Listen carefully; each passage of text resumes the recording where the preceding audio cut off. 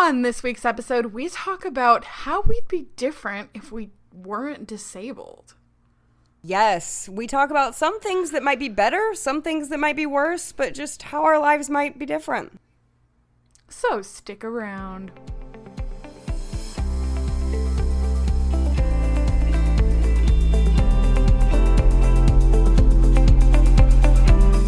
Hello and welcome to Rare with Flair, The podcast where two best friends with the same rare disease are living our best lives. I'm your host, Cassandra.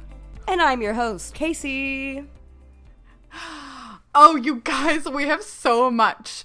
We have so much to talk about. But this is a very special episode. And you might think, why? Well, it is episode 73. Yes, and you still might be thinking, why? Why? Is that special at all? Cass, do you want to tell them in your own words? I have this memory of, of course, because we both remember dates so well. I remember we had been doing this podcast for several months. It was January of 2021. I know this because I was getting ready to move out of my apartment. And I'm sitting on the couch. Casey and I are exchanging some memos. And we were joking about we didn't have plans to stop the podcast, of course, but we didn't know how long we would be doing this for. And we kept joking about LOL, when we make it to episode 73, wouldn't that be a trip? Yeah. And we're here. We're here. I mean, officially we've put out more than 73 episodes, but this is the official episode 73. I can't believe it. I can't believe it either. I think at the time we were maybe only on episode 12 or something when we were having this conversation. So episode 73 felt impossible. We were kind of laughing well, that'll never happen. We'll never reach 73. And we are here. And like Cass said, we have had some mini episodes, which makes this actually episode probably 76 or something like that. But technically it is called episode 73 and we made it, girl. It might just be between us and no one else was in on this little joke we had going, but we made it. And it's really crazy, actually. It's so wild that we're here and still making this show, still without any plans to end the show. And I think in honor, so actually the day that we're recording this, it'll come out after, but the day that we're recording this is just before the day of our official podiversary. We did our podiversary episode last time, but we have something special for you guys for our third podiversary. Yes. Do you want to tell the folks? Tell the folks. Sure. We are launching a revamped version of our logo. Woo! Yay. Yeah. So you know our logo. You know it. You love it. It's staying kind of the same, but we're just revamping it a bit. We're just changing it up. So it'll still be recognizable to everyone what it is, but, new colors, new fonts, new stuff. And I'm really excited. Cass, I'm giving Cass all the credit. Cass is our good graphic designer over here and did a really good job kind of keeping the integrity of what our logo looks like, but kind of changing it up. And so you should be seeing it now when this episode is out. It should be there. Yeah, and to be clear, I didn't draw the art. Casey's friend Sarah did that, which again, thank you so much, Sarah, for we bugged her a couple times throughout these 3 years to hey, can you change this color really quickly?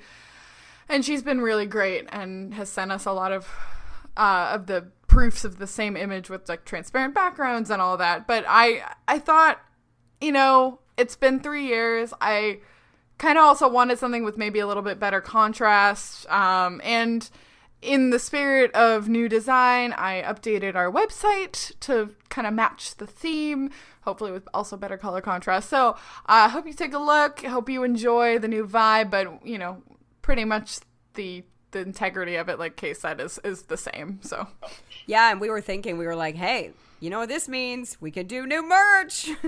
Ooh, so I don't know. Stay tuned for that. Also, if we hear clamoring from the people, we'll maybe do something. But in the meantime, if you've got something with the old logo, you now have vintage merch. Vintage. We also, and that's so exciting about the new website too. Go check it out, rarewithflair.com. We have a lot of announcements though, because we also wanted to make another announcement that we were both recently guests on Jenny Bovard's podcast called Low Vision Moments. It is a really funny story time based podcast hosted by Jenny, where she has guests on to tell funny low vision moment stories. And ours was more health related, some TMI health stories. Some you may have already heard on our podcast and some brand new that you may not have heard, but that we haven't told before. And we had a really good time with Jenny. She's so gracious and very kind and humble, and we want to support her. So please go support her show. She deserves all the accolades and support. Jenny is amazing, and she's so professional too. Like we listened to the episode. It came out today, the day that we're recording this episode, but should already be out by the time that you're enjoying this episode too. And she's just such a talent. Really has a professional radio style presence, and listening back to it, I was like, I was just honored that we were able to be featured on her show. And, definitely check her out. It does, our podcast is family friendly. Hers is not. So just bear that in mind. It's got some naughty words that we wouldn't say here, but yes, it has the explicit rating. So just so you're aware, I know a lot of our listeners also listen to her though. So it's like the crossover that maybe you all wanted. Yes. It's like the Jimmy Timmy Power Hour of blind podcast. Niche reference, if anyone got that. I love you. It's the most of our generation reference I think I could have made in this moment. I absolutely got it, and I hope a lot of you did too. Thank you. How have you been, girl, though? How have you been? You know what? I've been good. I've been hanging. I think that you have been going through it. Do you want to tell the listeners about your life lately? Sure. Before I do, though, I want to say I did go to be staff at Noah Camp, which was Noah Family Camp is the official name. Sorry, Noah Family Camp. It was a great time. I did that about 2 weeks ago, and it lasted about a week, and I was gone for about a week because I got there early. It was a great time. I am here to promote it. It's every 2 years if you are between the ages of around 7 and 17. And it's a family camp. Siblings are invited to for people, kids with albinism through NOAA. So it was a very fun time being staff there. But also what Cass is referring to is right when I got back from camp, my city's water has diesel fuel in it. Which sounds kind of hilarious if it weren't so bad. So yeah, we just haven't really had water for, drinking, showering, cooking, cleaning, laundry, all of that. Luckily, I'm really lucky to have a sister who lives outside of my city where I can go to about a little over 30 minutes away, about 40 minutes away, where I can shower and, get more drinking water from her. But it has been a time, and things are maybe kind of looking up, but it's, I actually was just interviewed for NBC News nationally. I'm telling you right now, Cassandra, that I actually... Oh, wow! That actually you did it! I did do this interview anonymously. She finally let me do it anonymously. So I gave some information. Yeah, so if you see NBC News post about this crisis, it's about my city. Woo! And always appreciate your perspective and your positivity and bright side of it's great that you do have Lindley. But I also don't want to downplay the situation. I'm not, obviously, as you guys know, we live in different cities and different states, frankly. So, this is, I've been kept up to date as this has gone on, and it's been rough, though. You don't realize all of the things that you use water for. And because in this case, you can't boil it because it might catch fire because it's flammable. It makes it extremely difficult to do anything. And, she does have her sister nearby, but at the same time, her sister has a family too. So it's not like they can just crash there. Yeah, that'd be hard. So, thoughts and prayers to Casey and her city as they're trying to navigate this really difficult issue. So. Yes, and I do appreciate that. I appreciate Cass for listening to all my ups and downs throughout this process. It has been a trip. That's putting it lightly. It's really one of those like life moment. And we've talked about this on the pod before. Those moments in life where like bad things are gonna happen in life. That's life, but it's never the bad things you think are gonna. It's always like the most random thing that you never would have thought. Like if someone would have told me this was gonna happen, I mean, you just never really think.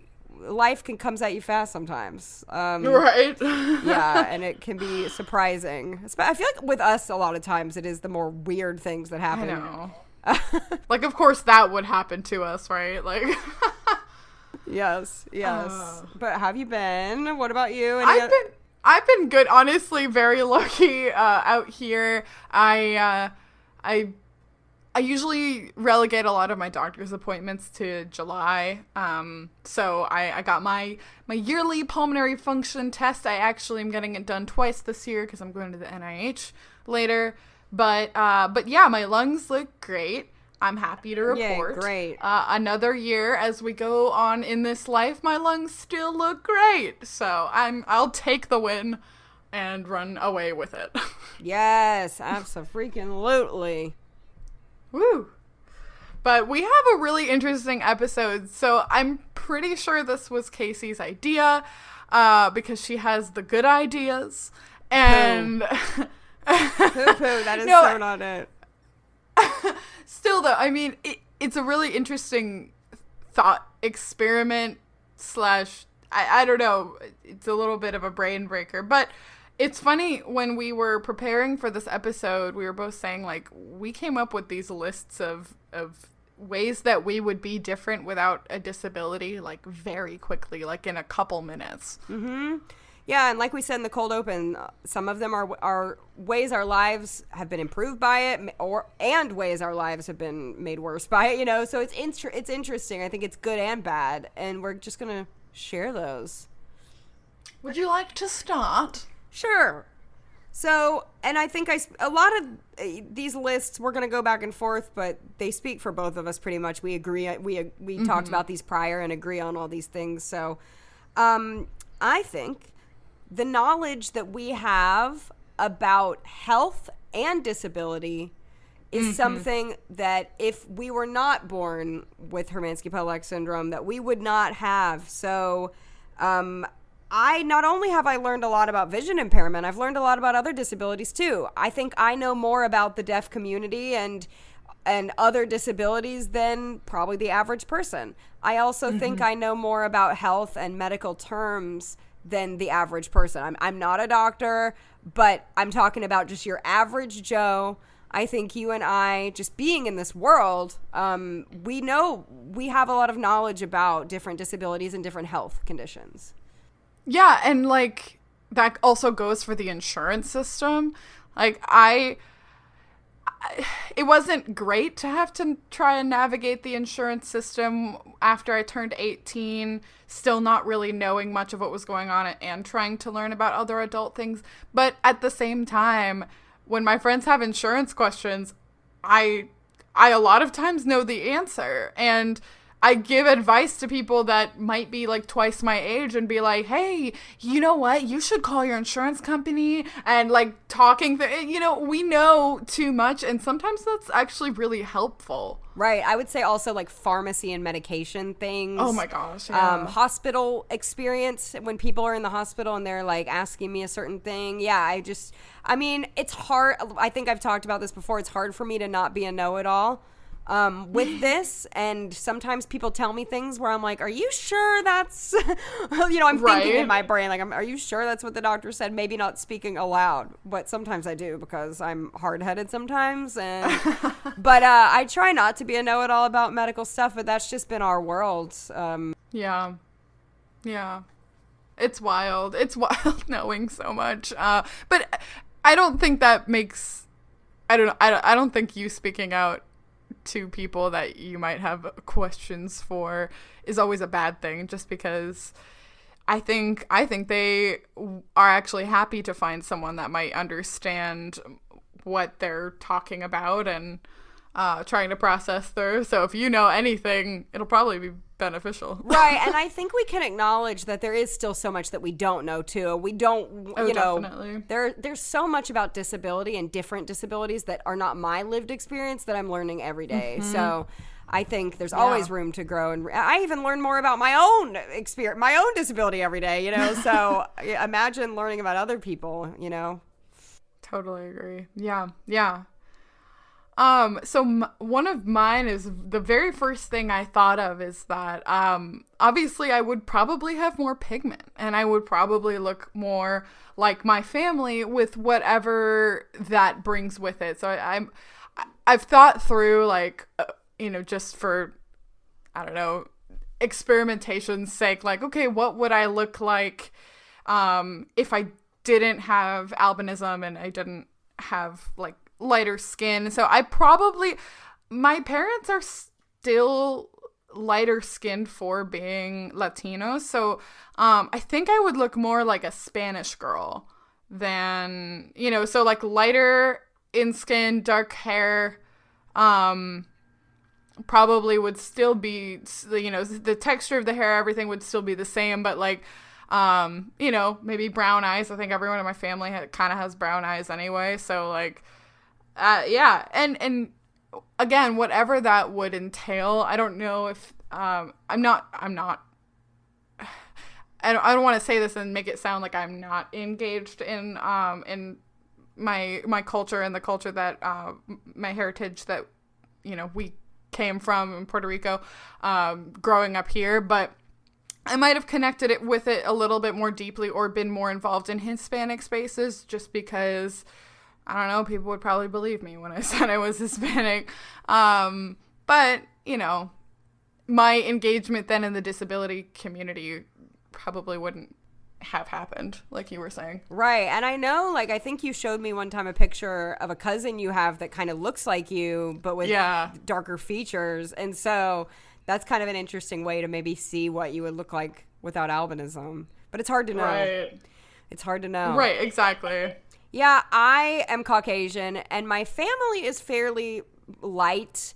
My mom and my sister have blonde hair, but I'm going to out them that they get their hair, you know, dyed. And they do have darker roots. I'm just saying, I don't. And that's not like a flex, but I actually like got my hair trimmed recently, and I was like, I don't know, should I get highlights? Because I'll do that sometimes to lighten it up. And she was like, no. She was like, you really like don't need it. Like she was kind of pointing out how rare it is to have my color hair naturally. And it is, like, even as a white person, it's rare to have my color hair naturally. It is. Like, I would say it's probably a very small percentage of people that don't dye their hair blonde who actually have blonde hair. So I think that's different, but I can't say that my skin would be very different because I come from a fairly pale family anyway. I don't know, though, actually. My mom can tan really pretty dark, so... yeah, she can. She can. So actually, who the heck knows? My eyes are weirdly a dark color already. Yeah, right. So I think my hair would be darker. I don't know if it would be very dark, but I think it would definitely be darker. Yeah. Okay. So next, we talked about this, but it's a real one. I think we would not be as good at memorizing or adapting if I think we have a whole episode on memorization. If you haven't heard it, I actually think it's a pretty interesting listen. But we've had to memorize so much just to adapt and to get by. And that worked a muscle in our brain of memorizing that I don't think we would have. I think we would have naturally had good memories anyway, but like you were saying, it's the repetitive flexing of it that we don't even try to do. It's just part of our coping mechanism that's pretty much built in, that we would not have to exercise it as much because I don't know. Sighted people are kind of lazy. Take that as you will, but like they can look at everything and get the answers right there.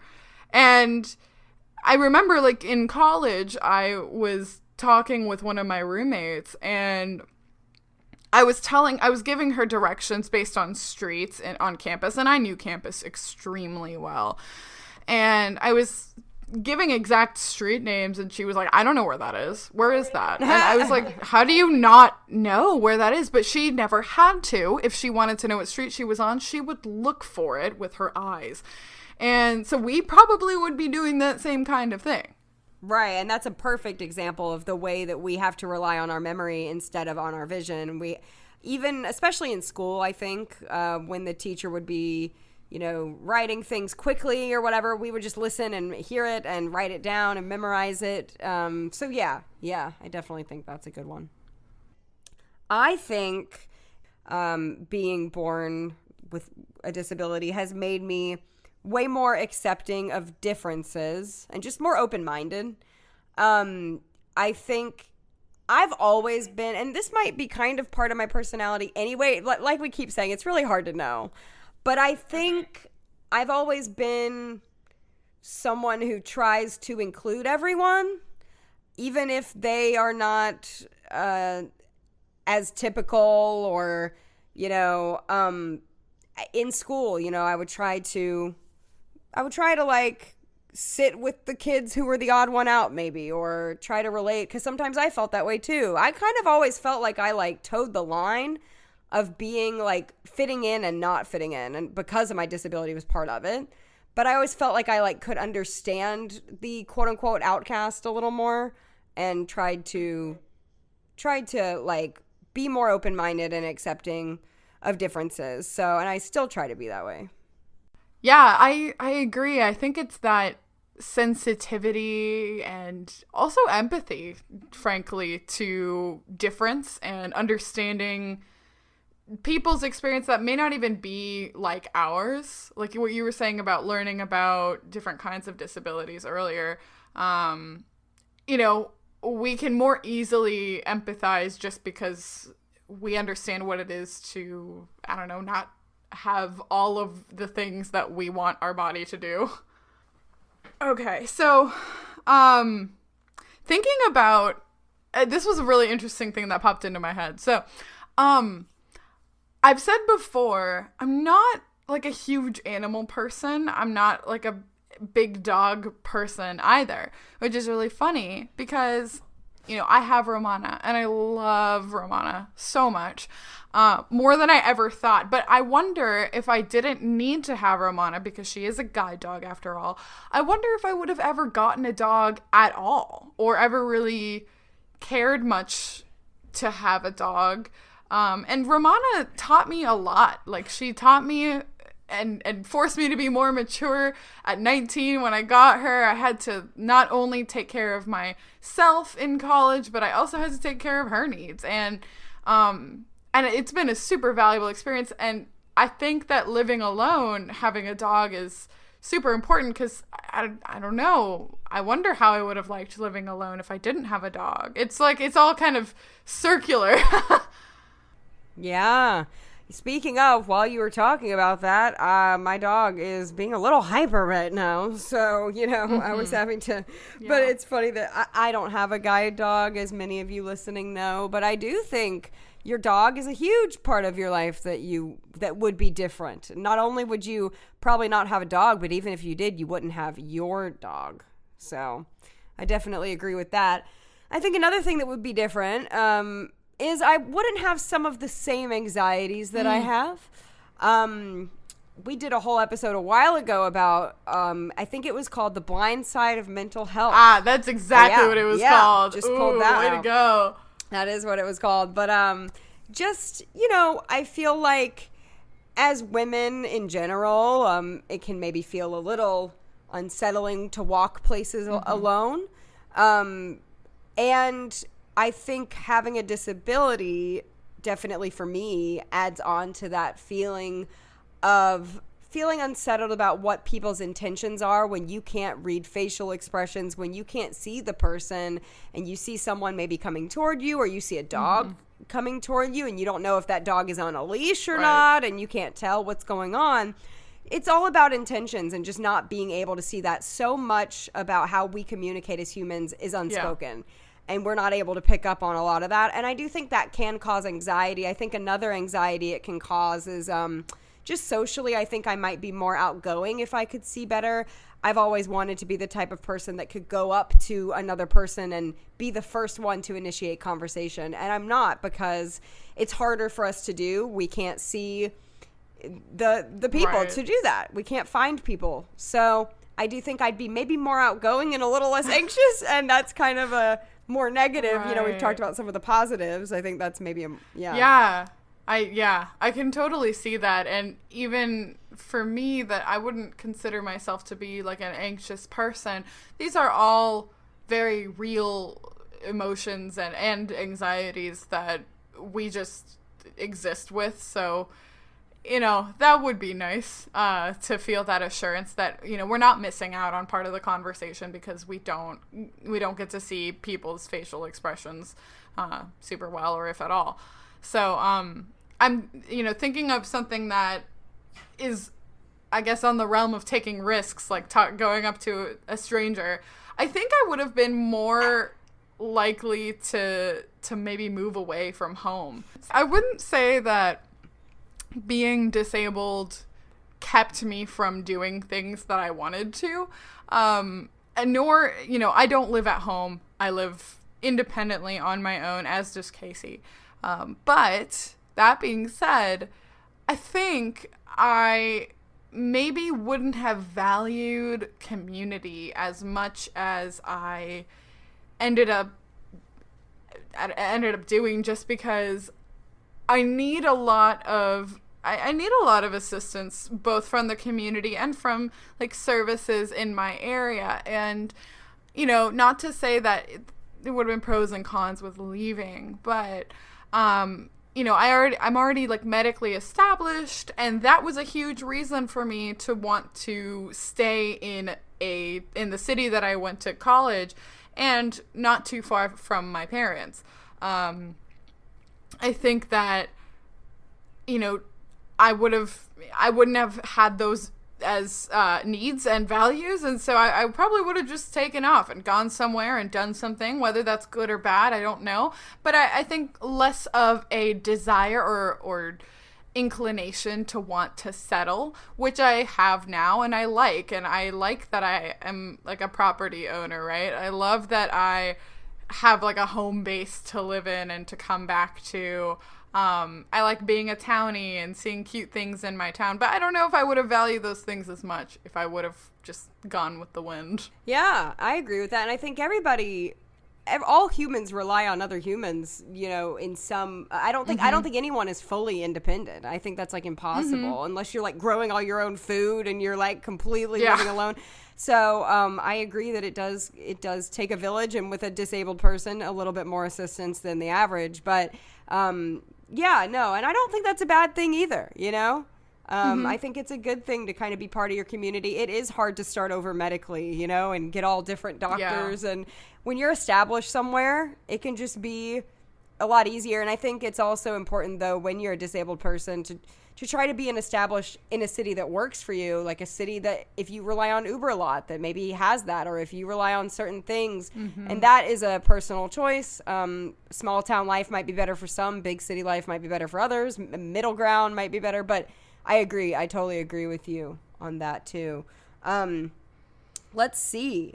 Next, our careers, our jobs would, I think, be different if we weren't born with a disability. I work in the nonprofit space for a few different nonprofits that have to do with our condition specifically. So I know I wouldn't have that job if it weren't for this. But I don't know. I was telling Cass before we started, I think I might still be kind of in the nonprofit space. I'm an Enneagram 2. I like to help. I like to do that kind of thing. And so I think I still would want to be in a job similar to what I'm doing. Although I did major in musical theater. So, you know, something like that. But I enjoyed the work. I enjoy like advocacy and like speaking out for different things. So I think, yeah. I mean, Braille transcription that you're working on and have been working on, that may not be something that you would have ventured to do if you didn't understand how much, people rely on it and need it. Right. I definitely don't think I would have gotten into Braille either. So that's a good point. Yeah. I didn't think about that. I think that similarly, I don't know if my career path would have been extremely different, but definitely my current job, my focus area in accessibility would probably not be as present, or if at all. I still probably would have maybe majored in like computer science and engineering the way that I did in undergrad, but maybe with a different focus, and maybe I would have been a software developer, or maybe I would have been a tester, and it's likely I would have found accessibility, but would I have pivoted my career to focus on it? I don't know. A lot of my colleagues are disabled and a lot of them aren't. Mm-hmm. And some people just discovered it and felt that they connected with it, even though they don't, have a disability themselves. So maybe, but I don't know if it might have taken longer for me to find my way into this end of technology than it has so far because of my own lived experience. Yeah, I think so. Well, I think the last thing that I was going to mention was my worldview would be entirely different. And I've talked about this before, and I mentioned it actually briefly as we, kind of lightly roasted our first episode. But having Hermansky-Pudlak Syndrome, especially the type that I have where I kind of know that I'm going to get pulmonary fibrosis in my life, that has shaped a lot of the way that I view the world. And the decisions that I make or don't make really have to revolve around that, just understanding that life may not be long. And, not to get super morbid, but you never really know. And I don't know that I would have ever had that.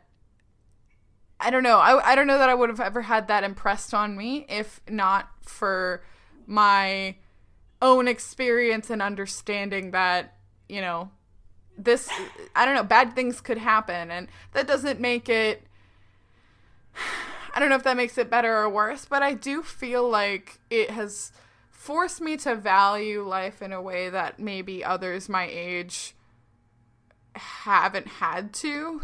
And I think my worldview would probably be similar to people my age.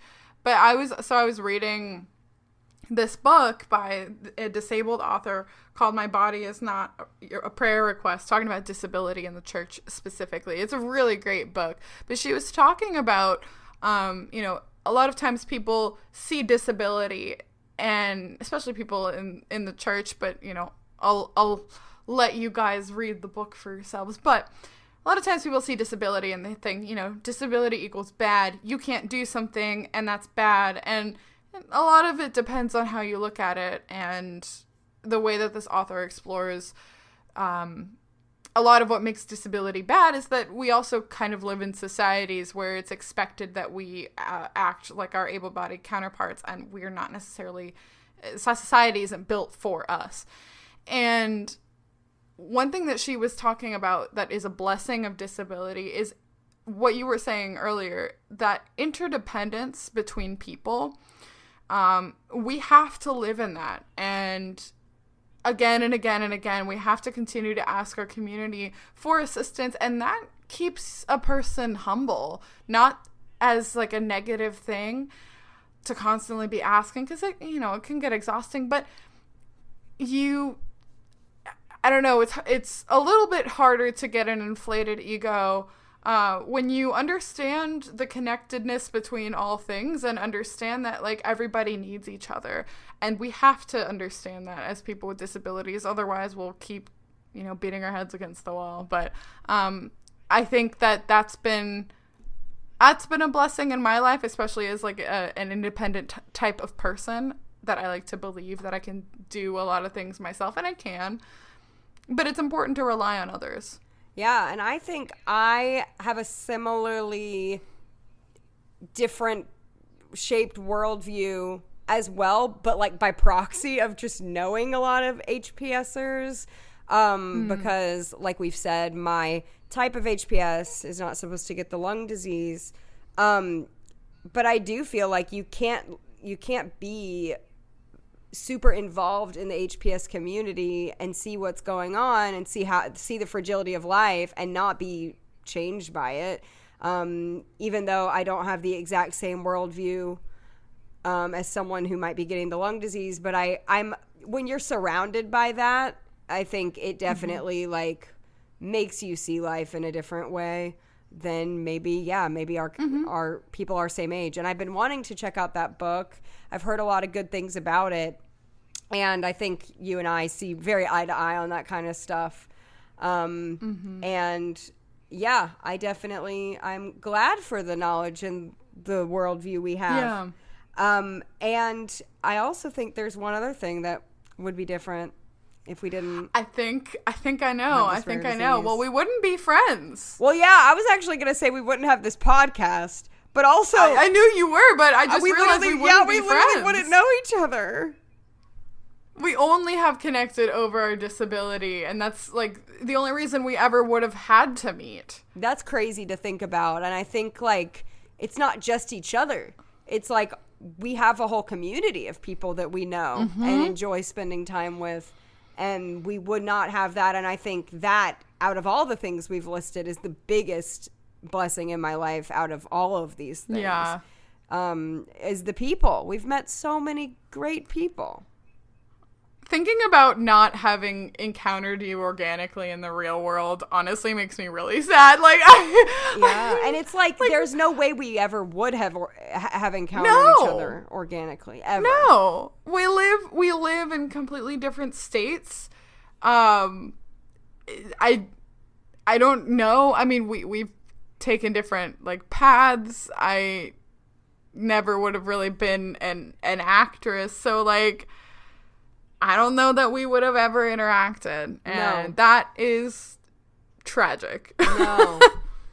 And, you know, it's funny about you saying I don't think I would have been an actress. You know, I was thinking, like the low vision acting space is pretty small. Like a lot of us know each other, but I was thinking we wouldn't be low vision. So even if you like acted, there's like a billion people acting. Like it's not, there's no way. There's zero way we would have ever crossed paths. That's so weird. It's really weird.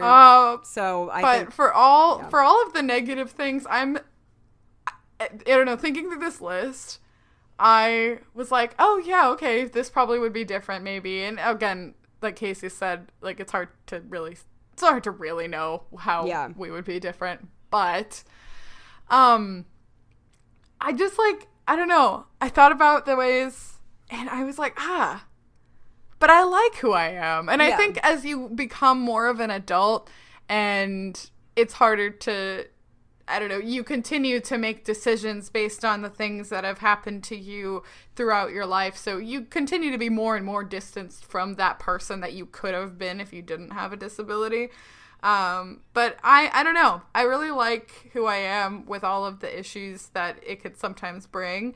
And I'm glad that I know you. Yes, I completely agree. I think we're in a good spot. We don't hold any bitterness about our situation. And, and we're just grateful to be friends. Oh, for sure. Oh, wow. Wow. What a really, like, trippy episode. No, yeah, it's kind of weird. It's so hard to know how much actually comes into play with making up who you are and your personality. But I definitely think like I hope some people listening maybe can relate to what we touched on today and maybe feel the same way. Yeah. And I hope you come to a point where even thinking about the ways that your life would be different, that you accept and enjoy the person that you are. Yes. Despite maybe not being able to drive. Yes. Oh, well, that's another way our lives would be different. We'd be having those keys. We've been driving the cars. We'd be swinging those car keys. Woo, woo. Yeah, around and around. That would be weird. Yeah. That would be so strange. Oh my gosh. And we wouldn't have all the cute sunglasses. There are just so many things, but There's so many things. We also probably wouldn't be as aware of skin protection where yeah, sunscreen. that would not be as Honestly, good. we could sit here for another 3 hours. Let's do it. Talk about all the things. Woo! But no, we do appreciate you listening. We hope you enjoyed it as always. And we will see you. Yes. Oh, were you gonna Nope. say? Nope. I was done. Oh, we will see you in 2 weeks. Bye. Bye.